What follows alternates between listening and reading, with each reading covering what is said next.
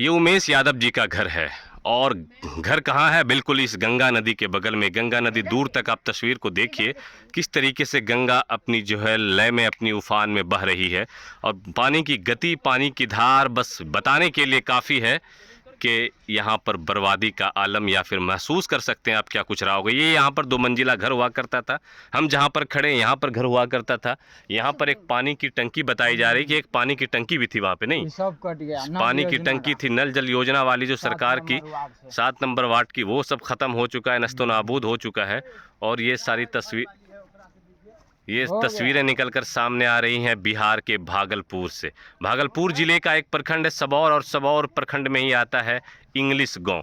English गांव में गंगा नदी, जो गंगा नदी यहाँ से 2-2.5 किलोमीटर दूर हुआ करती थी, अब वही गंगा नदी इनके घरों तक आ पहुँची है। और इस सारे जगहों में, ये सब जगह जो आप देख रहे हैं स्क्रीन के ऊपर, इन सारे जगह में पहले घर हुआ करता था। एक घर उदाहरण के तौर पर ये घर आप देख लीजिए, ये घर देख लीजिए, ये सारे घर जो बर्बाद हुए हैं, ये सारे घर जो बर्बाद हुए हैं, ये इस बाढ़ ने तबाही मचाई है, इस गंगा माँ ने तबाही मचाई है। और बिल्कुल दर्दनाक तस्वीर है। कहने को तो यहाँ पर बस खाना पूर्ति हुई है सरकार की तरफ से, बहुत ज़्यादा मदद, जो मदद की उम्मीद लगाए लोग बैठे हैं वो मदद तो नहीं मिल पाई है, लेकिन कहीं थोड़ा बहुत जो है लोगों को रखा गया है, किसी सरकारी विद्यालय में तो किसी प्रखंड मुख्यालय में, और वहाँ पर जो है लोग अपना, कि उनका घर तो अब ख़त्म हो चुका है। और ये गंगा दूर तक नज़ारा देखिए, जहाँ तक आपकी नज़र जाएगी आपको ये गंगा का विकराल रूप देखने को मिलेगा। सुनने में ये भी आ रहा है कि गंगा का जलस्तर अब और बढ़ने वाला है।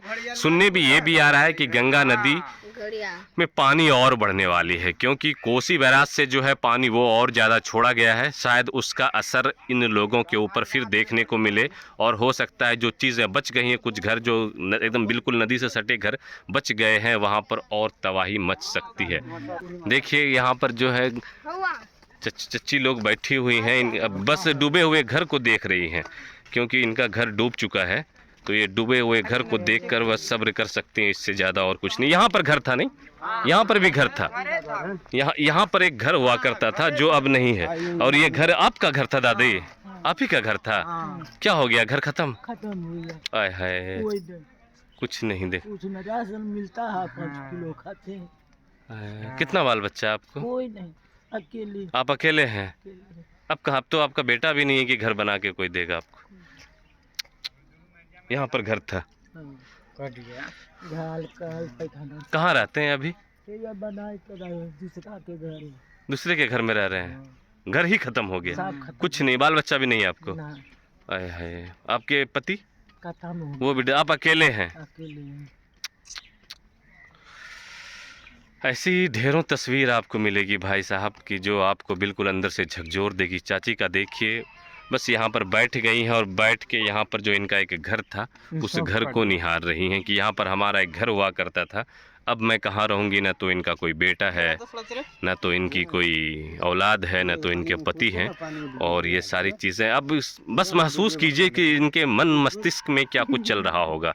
घर की, अपने पुराने घर की यादें आ रही होंगी, और वो बड़ी मेहनत से बनाया जाता है एक आशियाना, एक घर, लोग उसमें काफ़ी मेहनत करते हैं तब जाकर घर तैयार होता है। और वो घर पल भर में आए बाढ़ के ऐसे तूफान से, गंगा के ऐसे विकराल रूप से पल भर में वो घर ख़त्म हो जाए, तो कहीं ना कहीं ये दर्द ना मिटने वाला दर्द होता है, ना भूलने वाला दर्द होता है। और इस बार भागलपुर ज़िले का सबौर प्रखंड इस गंगा का कहर नहीं झेल पाया, इस गंगा का विकराल रूप नहीं झेल पाया। कुछ गांव जैसे इंग्लिश हैं, मसाड़ू हैं, और भी ढेरों गाँव हैं ना भैया इधर आसपास, वो जो घर गाँव जो है डूब चुके हैं, जो घर पूरी तरीके से, संत नगर, ये सब घर में, ये सब गाँव में भी घर गिरा है बहुत ज़्यादा।